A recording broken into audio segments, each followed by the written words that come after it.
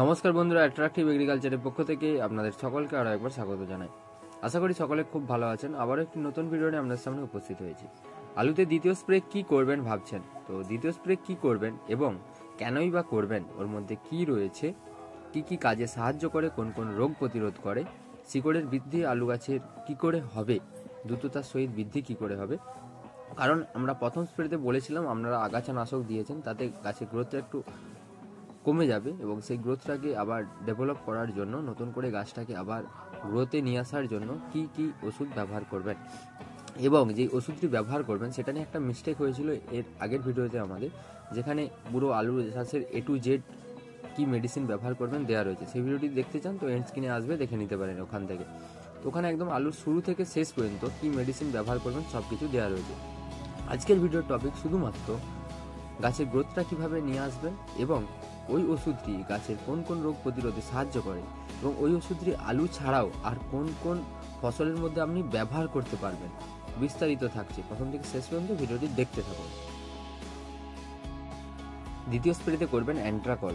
তো অ্যান্ট্রাকলটা buyer company. তো অ্যান্ট্রাকলের মধ্যে কী কম্পোজিশন রয়েছে, প্রোপিনের কম্পোজিশন রয়েছে 70% W। তো এটাই এর আগের দিনের ভিডিওতে বলাটা মিস্টেক হয়ে গিয়েছিল, এর জন্য ক্ষমা প্রার্থনা করি। এই অ্যান্ট্রাকল কেন ব্যবহার করবেন, কারণ দ্বিতীয় স্প্রেতে অ্যান্ট্রাকল ব্যবহার করলে আলু গাছের গ্রোথও ভালো হবে এবং অ্যান্ট্রাকলের মধ্যে ডবল জিঙ্ক রয়েছে যেটা আলু গাছের গ্রোথে সাহায্য করবে। এবং ওর সাথে যেটা ব্যবহার করবেন সেটা হলো ট্যাগ বায়ো। একটা ট্যাগ বায়ো ব্যবহার করবেন যাতে শিকড়ের গ্রোথটা নিয়ে আসে। ওটা হলো প্ল্যান্ট গ্রোথ রেগুলেটর, প্ল্যান্টের গ্রোথের জন্য দেওয়া হচ্ছে। তো অ্যান্ট্রাকল প্লাস ট্যাগ বায়ো ব্যবহার করলে গাছের গ্রোথ ভালো হবে। আর অ্যান্ট্রাকল আমাদের কোন কোন রোগ প্রতিরোধে সাহায্য করে, জলদি ধসা, নাবি ধসা, ডাউন মিলডিউ, ডগা শুকনো, পাতা ধসা, পাতা ও ফলে যে দাগ থাকে বা স্কাব, ব্ল্যাক আই স্পট ইত্যাদি। আর কোন কোন ফসলে আমরা অ্যান্ট্রাকল ব্যবহার করতে, প্রায় কম বেশি সব ফসলে, আলু, টমেটো, লঙ্কা, বিভিন্ন শাক সবজিতে আপনি ব্যবহার করতে পারবেন। আর কোন কোন ফলের মধ্যে ব্যবহার করতে পারবেন, আঙুর, আপেল, বেদানা। বেদানাতে যে ফুড স্পট দেখা যায়, বেদানার উপরে যে আমরা দাগ দেখতে পাই, বা আপেলের উপর যে আমরা ছোট ছোট দাগ দেখতে পাই যেটা কম দামে আপনারা বাজার থেকে নিয়ে আসেন, তো ওই ছত্রাকঘটিত সমস্যাগুলো কন্ট্রোল করতে সাহায্য করে অ্যান্ট্রাকল। আর বিভিন্ন পাতাবাহারের যে গাছ থাকে, পাতাবাহার গাছের দেখবেন পাতাগুলো সাইড থেকে চুঁয়ে যাচ্ছে বা পচে যাচ্ছে, গলে যাচ্ছে, সেই ক্ষেত্রেও আপনারা কিন্তু অ্যান্ট্রাকল ব্যবহার করতে পারেন। এটা গেল অ্যান্ট্রাকল কোন কোন গাছে ব্যবহার করবেন, কোন কোন রোগ প্রতিরোধে সাহায্য করে এই বিষয়টা। একটা জিনিস মনে রাখবেন, অ্যান্ট্রাকল কিন্তু অ্যাডভান্স স্টেজে প্রয়োগ করা হচ্ছে, একদম শুরুতে, গাছে ধাসার আক্রমণ হওয়ার পর কিন্তু নয়। এগুলো ধাসার আক্রমণ প্রতিরোধে সাহায্য করে, কিন্তু আক্রমণ হয়ে গেলে কি ব্যবহার করবেন আমরা পরবর্তীকালে ভালো ভিডিও নিয়ে আসবো। দ্বিতীয় স্প্রেতে আপনারা অ্যান্ট্রাকল এবং ট্যাগ বায়ো, অন্য কোনো কিছু ব্যবহারের প্রয়োজন নেই। অ্যান্ট্রাকলের বিকল্প কিছু নেই দ্বিতীয় স্প্রের জন্য।